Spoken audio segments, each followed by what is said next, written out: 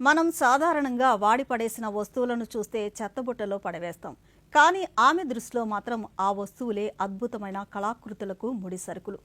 ఎవరు పనికిరావని పక్కన పడేసే వ్యర్థాలకు తన సృజనాత్మకతతో ప్రాణం పోస్తున్నారు విజయవాడకు చెందిన గృహిణి వరలక్ష్మి.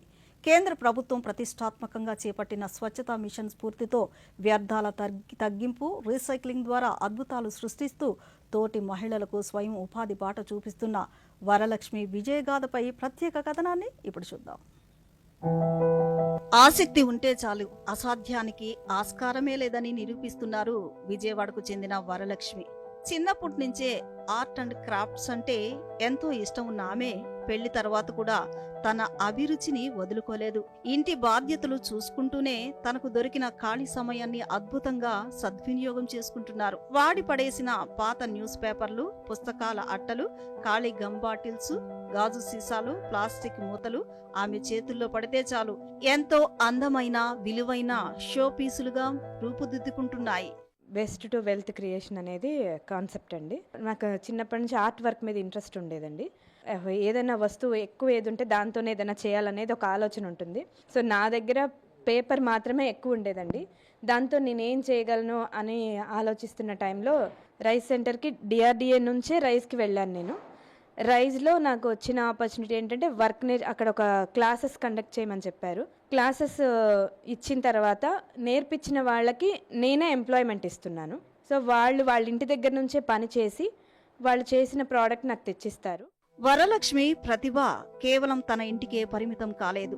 గుంటుపల్లిలోని రైజ్ కేంద్రం ద్వారా నైపుణ్య శిక్షణ పొందిన ఆమె ఇప్పుడు తనలాగే ఎంతో మంది గ్రామీణ మహిళలు స్వయం ఉపాధి సాధించేలా ప్రత్యేక శిక్షణ ఇస్తున్నారు. వ్యర్థాలతో అందమైన వస్తువులను తక్కువ ఖర్చుతో ఎలా తయారు చేయాలో నేర్పిస్తూ వారిలో ఆత్మవిశ్వాసాన్ని నింపుతున్నారు. ఇలాంటి మహిళల భాగస్వామ్యంతోనే వికసిత్ భారత్ సాకారమవుతుందని, మహిళా సంఘాల ఉత్పత్తుల అమ్మకాలకు, పంపిణీకి ప్రభుత్వం తగిన అవకాశాలు కల్పిస్తుందని అధికారులు తెలిపారు. పేపర్ క్రాఫ్ట్ చేసే ఒక ఆవిడ వరలక్ష్మి గారని. ఆవిడ రైస్ సెంటర్కి వచ్చినప్పుడు ప్యాషన్కి పేపర్తో కొన్ని బొమ్మలు ఇవన్నీ చేసేవాడు. ఈ న్యూస్ పేపర్ ఏదైతే ఉందో వేస్ట్ న్యూస్ పేపర్తో.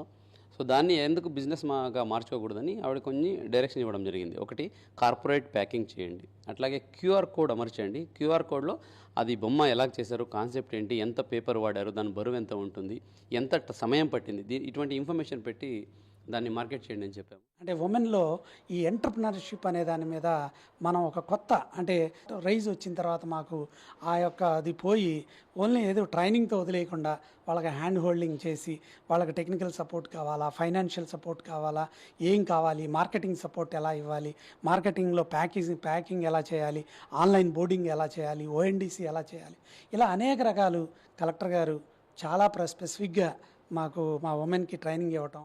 పండుగలు, ప్రత్యేక సందర్భాల్లో ఈమె తయారు చేసిన వస్తువులకు మార్కెట్ కంటే తక్కువ ధరకే మంచి నాణ్యతతో లభిస్తుండటంతో స్థానిక ప్రజల నుంచి విశేష స్పందన లభిస్తోంది.